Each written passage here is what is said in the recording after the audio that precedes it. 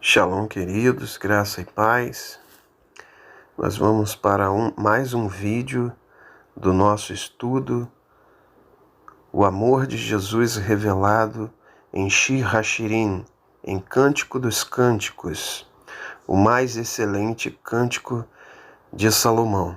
Ainda no capítulo 1, nós vamos estar estudando agora sobre o versículo de número 7, que diz assim: Me faças saber, ó tu, a quem ama minha alma, onde apacentas o teu rebanho, onde fazes-os descansar ao meio-dia, pois por que haveis eu de estar como quem anda errante junto aos rebanhos de teus companheiros? Primeira parte.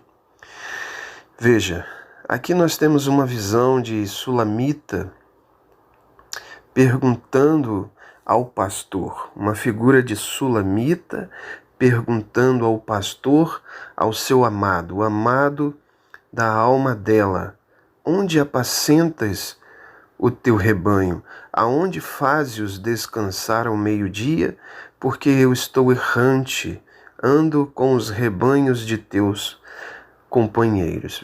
Veja que aqui há uma palavra ao meio-dia, né? O entendimento dessa palavra escatológica é que é a plenitude dos tempos. Meio-dia é um significado aonde o dia alcança o seu vigor, o seu maior vigor. Aqui fala de algo escatológico. Chega um tempo onde a igreja se ajuntará com o seu amado, com o pastor dos pastores, ou seja, o sumo pastor, o nosso Yeshua, o nosso Jesus. Mas há algumas expressões aqui que nos chamam a atenção. Onde apacentas o teu rebanho, aonde o fazes descansar, né? Nos lembra do Salmo de número 23, leva-me à água de descanso. Aqui é uma figura de Sulamita com desejo de alimento e descanso ao meio-dia, né?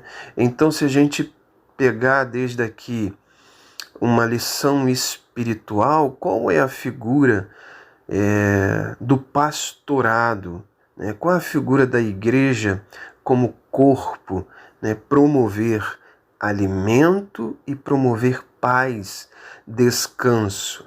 Que evangelho está sendo pregado? É aquele que alimenta, que dá sustância, que amadurece. Nós estivemos falando em estudos anteriores que chegou o verão, os frutos amadureceram. É um evangelho que amadurece, né? Que traz à pessoa um sentido de entendimento, de contextos, né?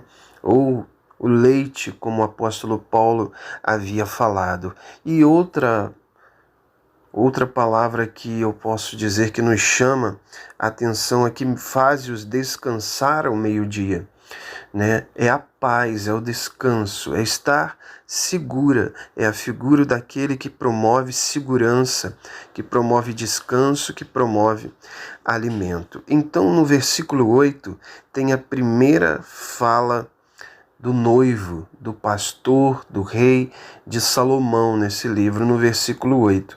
Note que o 8 é o número de Deus na Bíblia, né? Assim como a menorá, toda a soma da menorá, do castiçal dá 8, 8 é o número de Deus.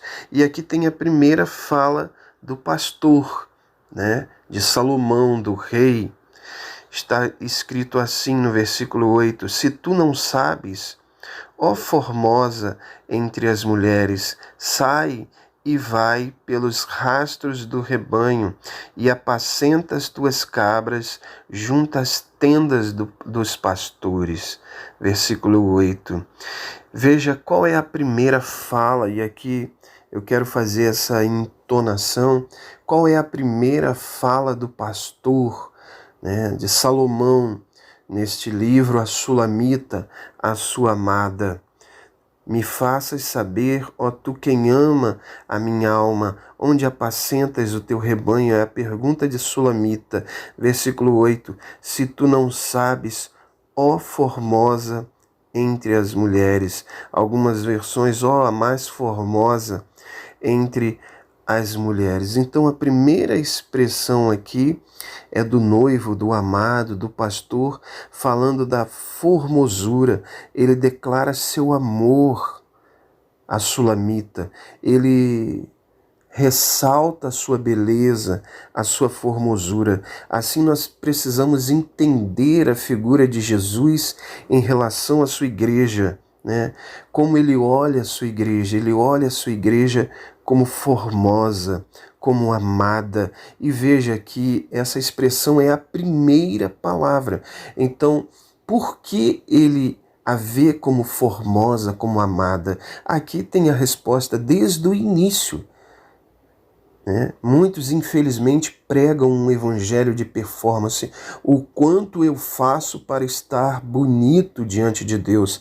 A palavra usada aqui, ó formosa, né? Há uma diferença aí de bela, de linda e formosa. A palavra formosa, ela vem do hebraico iafá, formosa. Ela tem a ver com agradável, tem a ver com holocausto.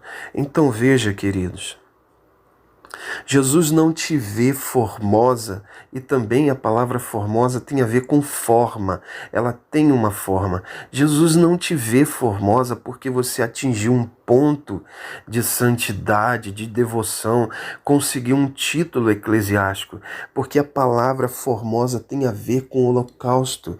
Deus te vê como formoso, como formosa, pelo que seu filho fez por você. Ele é o sacrifício perfeito, ele é o holocausto. Lá no livro de Levíticos diz das 5 ofertas para o pecado, e uma delas, não somente para o pecado, são 5 ofertas lá no livro de Levíticos que fala de 5 ofertas, e uma delas é o holocausto. E o holocausto tem um sentido de promover um cheiro agradável a Deus. Veja, se hoje nós somos agradáveis a Deus, formosos a Deus, é porque o cheiro do sacrifício do Senhor Jesus, o nosso noivo, subiu às narinas de Deus como cheiro suave. Amém? Então vamos partir para a próxima parte desse estudo, que vai falar: se tu não sabes, ó formosa entre as mulheres, sai e vai pelos rastros dos rebanhos e apacenta as tuas cabras junto às tendas dos pastores. Para finalizar essa parte do estudo, eu gostaria muito de falar sobre esse finalzinho, aonde diz junto às tendas dos pastores, né? A sulamita pergunta: onde posso pastorear? Sofro ao meio-dia esse sol.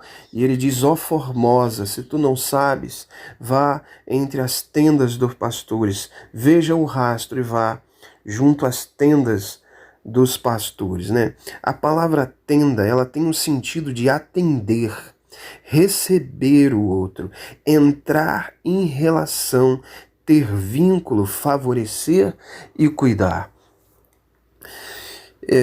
Algumas pessoas têm um sentido, levam um sentido, acreditam em um sentido aonde vem a estrutura religiosa, sendo ela a igreja. A estrutura que eu digo, o prédio, sendo ela a igreja.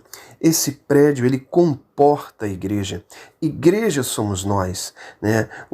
A palavra usada aqui, a tenda, esta palavra usada aqui, a tenda, ela não está falando do prédio, mas da forma em que esses pastores atuam. Veja o significado. Eles atendem, eles recebem o outro, eles entram em relação um com os outros, eles criam um vínculo, eles favorecem e cuidam. Esta é a verdadeira tenda. Esses são os verdadeiros pastores com chamado ministerial para cuidar da noiva do Senhor Jesus. Note que tenda não é algo fixo, mais uma lição que você extrai aí do sentido de prédio, né? Sentido institucional. E quantos líderes, infelizmente, manipulam pessoas para vestirem a camisa institucional dizendo que isso é igreja. Porém, a tenda, ela não é fixa.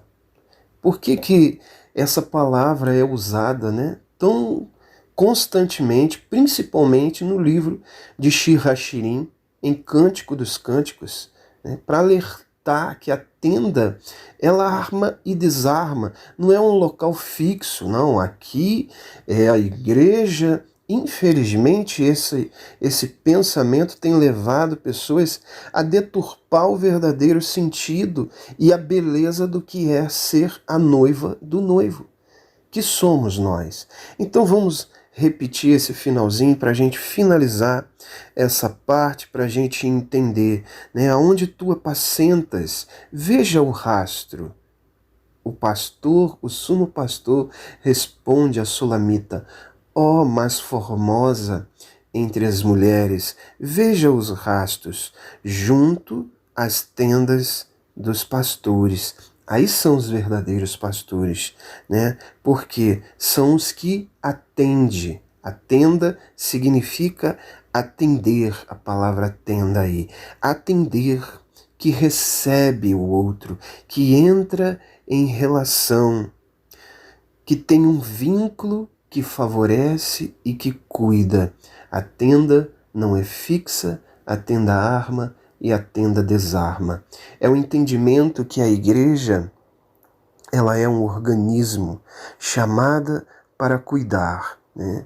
Lembramos da parábola do bom samaritano, que ele pega aquele homem, e o homem semi-morto, leva para aquela estalagem e ali eles cuidam daquele homem e ele diz: quando eu voltar vos pagarei. Isso é ser igreja, é cuidar, é amar, é zelar, é entrar em vínculo, é ter relação um com os outros. Essa é a beleza da noiva. A beleza suprema é a formosura que vem do holocausto do Filho de Deus que se entregou por nós. Que Deus os abençoe em Cristo Jesus. Amém. Nós vamos dar continuidade ao nosso estudo de Shir HaShirim e continue conosco nesse estudo maravilhoso. Amém.